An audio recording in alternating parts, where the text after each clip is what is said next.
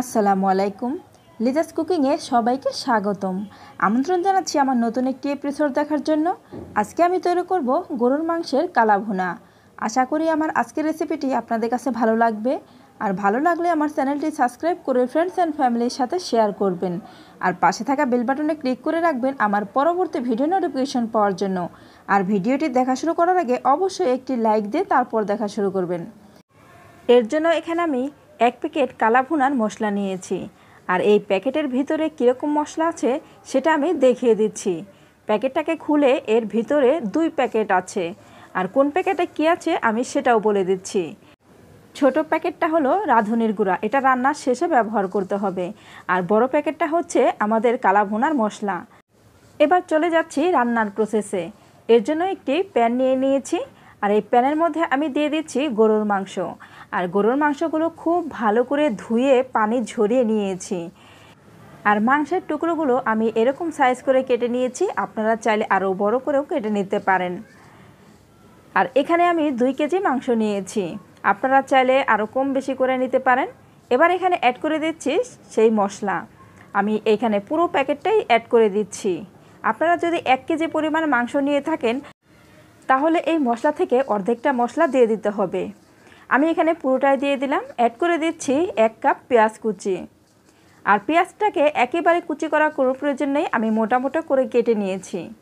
Add করে দিচ্ছি আদা রসুনের পেস্ট 2 টেবিল চামচ। এরপর এখানে অ্যাড করে দিচ্ছি সয়া সস। আর সয়া সস এখানে 2 টেবিল চামচ দিয়ে দিয়েছি। আর এই সয়া সসটা কিন্তু অবশ্যই দিতে হবে, এই সয়া সসটা কিন্তু মিস করা যাবে না। এবার অ্যাড করে দিচ্ছি টমেটো সস। আর টমেটো সস নিয়েছি আমি 1/3 কাপ। এখানে কিন্তু কম দিলে হবে না, 1/3 কাপই দিতে হবে। অ্যাড করে দিচ্ছি স্বাদ মতো লবণ। আর লবণটাকে আমি এখানে 2 টেবিল চামচ দিয়েছি, লাগলে আবার পরে দেব। আর এখানে নিয়েছি সরিষার তেল। সরিষার তেল আমি 1 কাপ নিয়েছি, 1 কাপ থেকে অল্প একটু রেখে দিয়েছি এটা বাগারে দেওয়ার জন্য। আর এই কালা ভুনার মধ্যে কিন্তু অবশ্যই সরিষার তেলটা দিতে হবে, এতে কি হবে কালা ভুনার পারফেক্ট স্বাদটা পাওয়া যাবে। এবার ভালো করে মাখিয়ে নিচ্ছি। আর অবশ্যই এই কাজটা হাত দিয়ে করতে হবে, হাত দিয়ে ভালো করে মাখিয়ে নিতে হবে। এবার এখানে সামান্য একটু পানি অ্যাড করে দিচ্ছি। আর এই পানিটুকুতেই কিন্তু এই মাংসটা খুব ভালোভাবে কষানো হয়ে যাবে। এবার এই মাংসের প্যানটাকে চুলায় বসিয়ে দিচ্ছি। এবার ঢাকনা দিয়ে ঢেকে দিচ্ছি। ফিরে আসছি 10 থেকে 15 মিনিট পর। আর 10-15 মিনিট পর ঢাকনা খুলে এই পর্যায়ে নেড়ে দিতে হবে। আর এই পর্যায়ে কিন্তু চুলার আঁচটা আমি লোতে রেখেছি। আর লোতে রেখেই এই মাংসটাকে খুব ভালো করে কষিয়ে নেব। হাই হিটে দেওয়া যাবে না, হাই হিটে দিলে তাহলে কিন্তু নিজে থেকে লেগে যেতে পারে। সেজন্য আমি লোতে রেখেছি, আর লোতে রেখেই খুব ভালোভাবে কষিয়ে নেব। তো ফ্রেন্ডস, দেখতে পাচ্ছেন ঝোলটা শুকিয়ে উপরে তেলটা ভেসে উঠেছে, তার মানে মাংসটা কিন্তু খুব সুন্দরভাবে কষানো হয়ে গেছে। আমি আবারও ঢাকনা খুলে নেড়ে দিচ্ছি। আর এটা কিন্তু একটু পরপর নেড়ে দিতে হবে, তা না হলে কিন্তু নিচে থেকে লেগে যাবে। আর এই মাংসটা যদি নিচে থেকে লেগে যায় তাহলে কিন্তু একদমই খেতে ভালো লাগবে না। আর সেজন্য একটু পরপর নেড়ে দিতে হবে। মাংসটা কিন্তু কষানো হয়ে গেছে। এবার এখানে অ্যাড করে দিচ্ছি পরিমাণ মতো ঝোল। ঝোলটা ঠিক এমনভাবে দিতে হবে যেন মাংসটা খুব ভালোভাবে সিদ্ধ হয়ে যায়। একদম কমও দেওয়া যাবে না, আবার একদম বেশিও দেওয়া যাবে না। এটা বুঝে দিতে হবে। মাংসটা ঠিক একটু ডুবে ডুবে থাকবে, এরকমভাবে দিতে হবে। এতে করে মাংসটা খুব সুন্দরভাবে কষানো হয়ে যাবে, আর ঝোলও থাকবে না। ঝোলটা দেওয়ার পর আমি ঢাকনা দিয়ে ঢেকে দিয়েছি। কিছুক্ষণ পর আবারও ঢাকনা খুলে নেড়ে দিচ্ছি। এই রেডিমেড মশলার প্যাকেট দিয়ে কিন্তু খুব সহজভাবে এই কালা ভুনাটা তৈরি করা যায়, কোনো রকম ঝামেলা ছাড়া। যে কেউ খুব ইজিলি এই রেসিপিটি তৈরি করতে পারেন। আর আমার রেসিপি হুবহু ফলো করে যদি এইভাবে কালা ভুনাটা তৈরি করেন তাহলে কিন্তু একদম পারফেক্টভাবে কালা ভুনা তৈরি করে খেতে পারবেন। এই কালা ভুনা খেতে কোনো হোটেলে যেতে হবে না, কিংবা কোনো রেস্টুরেন্টেও যেতে হবে না, ঘরে বসেই কিন্তু এই কালা ভুনাটার স্বাদ পেতে পারেন। এদিকে কালা ভুনার ঝোলটা কিন্তু শুকিয়ে গেছে। তো ফ্রেন্ডস, দেখতে পাচ্ছেন আমার কালা ভুনার ঝোলটা কিন্তু একদম ঘন হয়ে গেছে। আর মাংসটাও কিন্তু খুব সুন্দরভাবে সিদ্ধ হয়ে গেছে।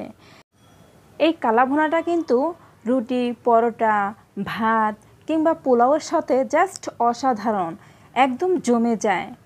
একবার হলেও এই রেসিপিটি ট্রাই করে দেখবেন, আমার বিশ্বাস ভালো লাগবে। এবার এখানে অ্যাড করে দিচ্ছি সেই রাঁধুনির মশলাটা। আর এই মশলাটাকে ঠিক এই পর্যায়ে দিতে হবে, এতে করে এর স্বাদ, গন্ধ সব কিছুই ঠিক থাকবে। এবার ভালো করে মিশিয়ে নিচ্ছি। রাঁধুনি মশলাটা দেওয়ার পর আরও কিছুক্ষণ রান্না করে নেব। আর কিছুক্ষণ রান্না করতে করতে আমাদের এই কালাভুনাটা কিন্তু আরও কালার চলে আসবে। তো ফ্রেন্ডস, যারা এ পর্যন্ত আমার ভিডিওটি দেখছেন অথচ লাইক দেন নাই, তারা প্লিজ একটি লাইক দিয়ে দেবেন। আর যারা এখনও আমার চ্যানেলটি সাবস্ক্রাইব করেন নাই, তারা প্লিজ আমার চ্যানেলটি সাবস্ক্রাইব করে দেবেন। এরপর এখানে অ্যাড করে দিচ্ছি পেঁয়াজ। আর এই পেঁয়াজগুলোকে আমি বড় বড় টুকরো করে কেটেছি। এবার এই পেঁয়াজটা দেওয়ার পর আমি ভালো করে মিশিয়ে নিচ্ছি। এই পেঁয়াজটা কিন্তু একেবারে সিদ্ধ করব না, জাস্ট পেঁয়াজগুলো দেওয়ার পর একটু নাড়াচাড়া করে নেব। এই পেঁয়াজগুলো দিলে কিন্তু দেখতে অনেক সুন্দর লাগে, খেতেও ভীষণ মজার। এবার ঢাকনা দিয়ে ঢেকে অপেক্ষা করছি 5 মিনিট। আর এই 5 মিনিটের মধ্যেই মোটামুটি পেঁয়াজটা সিদ্ধ হয়ে আসবে। এবার ঢাকনা খুলে নেড়ে দিচ্ছি। আমাদের কালাভুনা রান্নাটা কিন্তু প্রায়ই হয়ে গিয়েছে। এবার চুলা থেকে নামিয়ে এই কালাভুনাটাকে বাগার দিয়ে নেব। তো ফ্রেন্ডস, দেখতে পাচ্ছেন কালাভুনার কালারটা ঠিক কীরকম এসেছে। এবার চুলা থেকে নামিয়ে নিচ্ছি। চুলা থেকে নামিয়ে আবার একটি প্যান বসিয়ে দিয়েছি। প্যানটাকে একটু গরম করে নেওয়ার পর এখানে দিয়ে দিচ্ছি সরিষার তেল।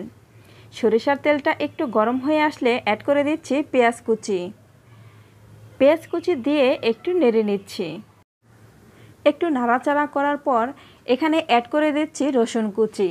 আর এখানে আমি রসুন কুচি নিয়েছি 4 থেকে 5 কোয়া। 4-5 কোয়া রসুন কুচি দিয়ে আমি আবারও ভালো করে ভেজে নিচ্ছি। আর এই পেঁয়াজ রসুনটাকে কিন্তু একদম কালার করে ভাজতে হবে। এবার এখানে অ্যাড করে দিচ্ছি 4টি শুকনা মরিচ। শুকনা মরিচটা কিন্তু অবশ্যই দেওয়ার চেষ্টা করবেন, এতে কিন্তু শুকনা মরিচের খুব সুন্দর একটা ফ্লেভার আসবে। শুকনা মরিচ দিয়েও আমি কিছুক্ষণ ভেজে নিচ্ছি।